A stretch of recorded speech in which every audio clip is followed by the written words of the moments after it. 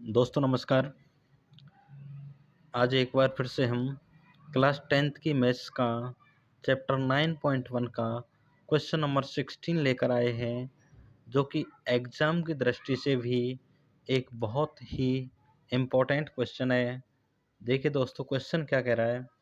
The angle of elevation of the top of A tower from 2 points at a distance of 4 meter and 9 meter from the base of the tower and in the same straight line with it are complementary.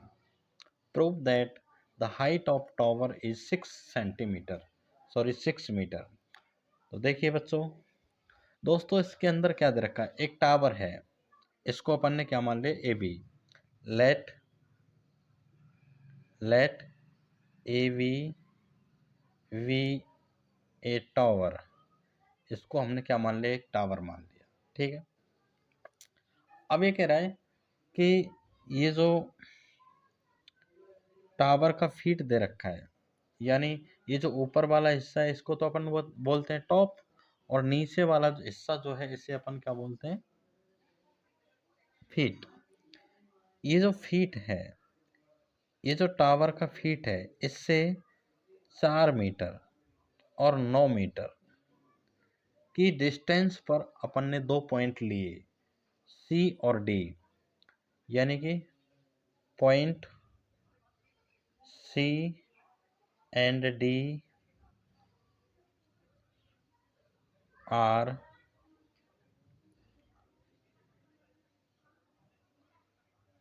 Away from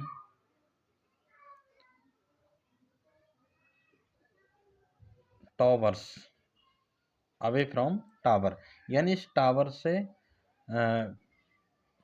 दूरी पर है 4 metre and 9 metre.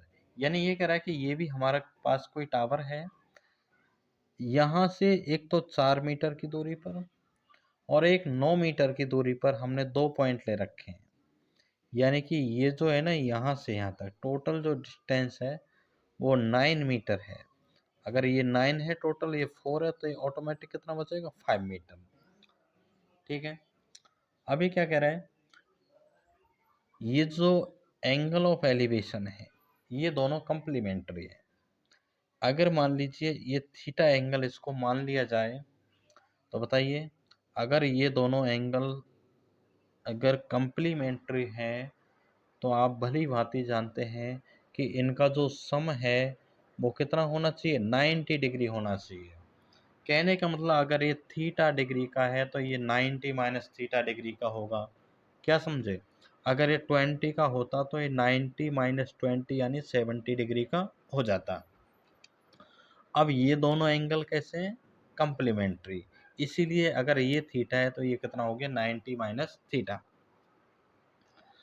आपसे कह रहा है कि आपको prove करना है हाइट ऑफ द टावर, यानी इस टावर की जो हाइट है इसको आपको 6 मीटर क्या करना है, प्रूव करना है। क्या करना है, प्रूव करना है। तो दोस्तों सबसे पहले अपन एक ट्रायंगल लेंगे। इन ट्रायंगल, वो ट्रायंगल कैसा होगा, हमेशा राइट एंगल ट्रायंगल होगा। और दोस्तों एक चीज़ जो मैं आपसे बार बार जिक्र कर रहा हूँ, एंगल ऑफ एलिवेशन, लेकिन मैंने उसको एक्सप्लेन नहीं किया। देखिए, एंगल ऑफ एलिवेशन का मतलब क्या है। जैसे मान लीजिए अपन यहाँ पे खड़े हैं, यानी कि ये जो देखने वाला उसकी आंखें हैं, और कोई जो भी ऑब्जेक्ट है वो ऊपर की तरफ है, यानी देखने वाला जो व्यक्ति है वो नीचे है, और जो भी ऑब्जेक्ट है जिसको अपन देखना चाह रहे हैं वो क्या है, ऊपर की तरफ है। तो आई साइट, यानी कि ये जो दृष्टि रेखा है और हम जहाँ खड़े हैं उसका कोई ना कोई वेस होगा, यानी हॉरिजॉन्टल, और ये जो आई साइट वाली लाइन है इसके बीच में एक एंगल बनता है। उसी एंगल को क्या कहा जाता है, उसी को एंगल ऑफ एलिवेशन कहा जाता है। क्या कहा जाता है, एंगल ऑफ एलिवेशन। यानी कि हॉरिजॉन्टल, यानी ये जो क्षैतिज रेखा है और ये जो आई साइट वाली लाइन है, इनके बीच में एक एंगल बनता है जिसे एंगल ऑफ एलिवेशन कहा जाता है।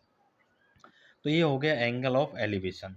अब आप इस ट्रायंगल को ले लीजिए, triangle A B C. A B C को देखिएगा, ये परपेंडिकुलर हो गया और ये क्या हो गया, बेस। परपेंडिकुलर और बेस में कौन सा ट्रिग्नोमेट्रिक रेशो रिलेशन देता है, तो कौन सा होता है? आपको अगर याद नहीं है तो याद कर लेना, पंडित बद्री प्रसाद हर हर बोले। यानी कि परपेंडिकुलर और बेस के बीच में जो रिलेशन देने वाला ट्रिग्नोमेट्रिक रेशो होता है वो कौन होता है? टेन होता है। कौन होता है? टेन। तो यहां से देखिए, टेन थीटा की वैल्यू क्या, यहाँ थीटा ही दे रखा है, इक्वल ए वी, यानी ये हो गया हमारा परपेंडिकुलर और बेस हो गया B C. Tan theta equal A B, ये तो अपन को प्रूव भी करना है।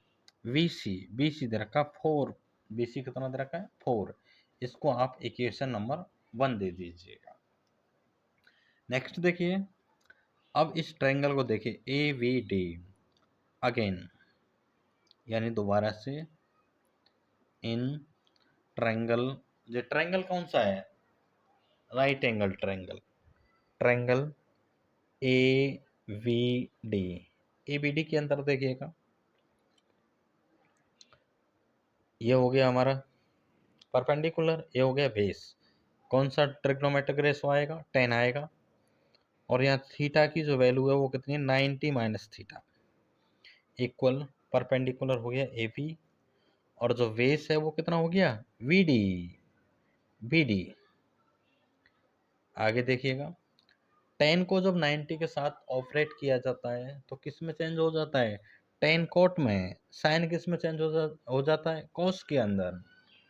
साइन कोस में, 10 कोट में, और सेक को सेक में क्या हो जाता है?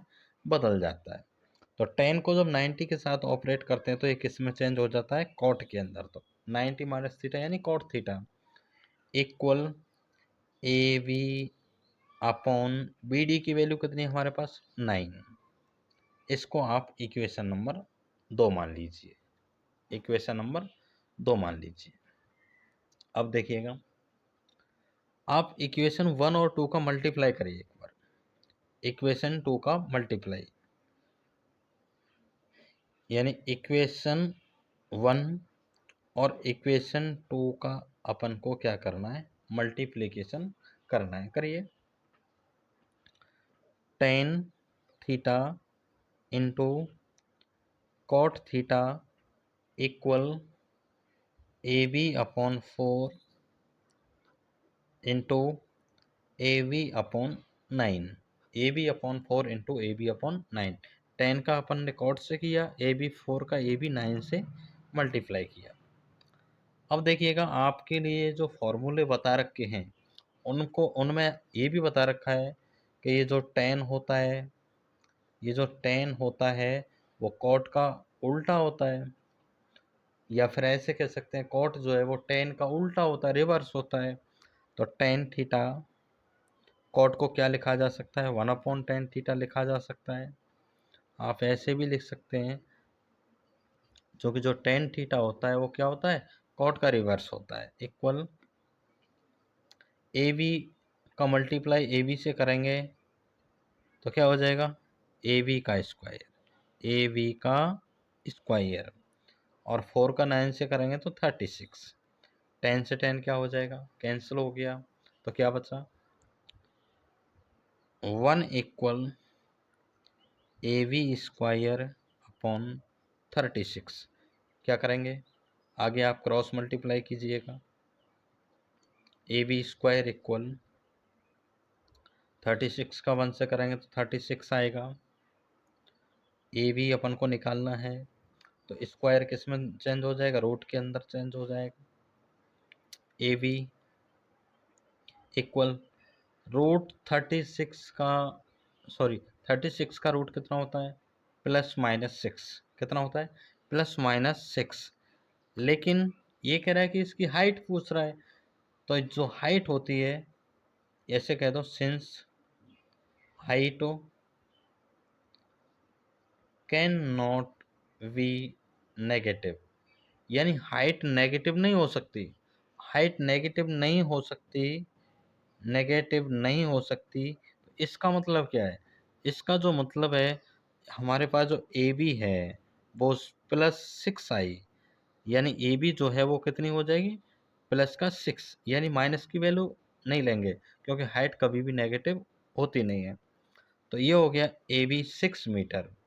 और अपन को लेकर के भी क्या आना था, ये कह रहा है कि prove the height of the tower is 6 metre, और यही अपन को क्या करना था, प्रूव करना था। तो दोस्तों यहीं पे हमारा क्वेश्चन क्या हो जाता है, कंप्लीट हो जाता है, यानी कि अपन को हाइट क्या लेकर के आना था, 6 सेंटीमीटर लेकर के आना था। तो दोस्तों ये जो क्वेश्चन था मुझे एक बहुत ही बढ़िया क्वेश्चन लगा था, और ये एग्ज़ाम में आने लायक भी है, एक आसान सा क्वेश्चन भी है। तो दोस्तों इसी प्रकार की वीडियो और इसी प्रकार के अच्छे प्रश्न प्राप्त करने के लिए अपने साथी विद्यार्थियों से भी हमारे इस चैनल को लाइक शेयर एंड सब्सक्राइब करने के लिए प्रेरित करें। धन्यवाद।